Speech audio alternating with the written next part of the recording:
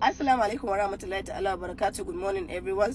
Ba tare da bata lokaci ba na dan so in dan clearing wani doubt na mutane da ake wannan comments din da ke yawo a kwanan nan. Ni ba na yi video ba na yi magana don in ci mutuncin kowa ba ne. Ban yi don in ci mutuncin gwamnati ba. Tambaya ne na yi wa ya turo ku daga wani office kuke suka nuna mana ba za su faɗa ba, kawai gwamnati ce ta turo su. Okay gwamnati, ni kuma sai na ce okay gwamnati ta turo ku, gwamnatin abba gida right? Like okay gwamnatin abba gida ita ce gwamnatin Kano right? So shine abin da kawai na faɗa.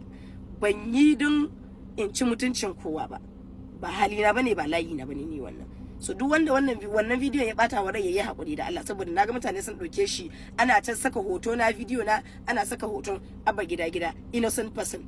Ban ce ban sa kowa ba wallahi. Then wannan operation din ba mu aka turo su yi ma ba, an tura su ne su tada yan adaidaitan da ke layin, ba mu aka turo su yi ma ba.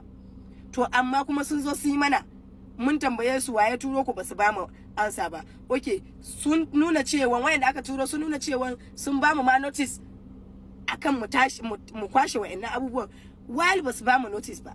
Mu kuma muka kai ƙara anti corruption, da muka je an kira su an kira mu, kowa an bashi laifinsa.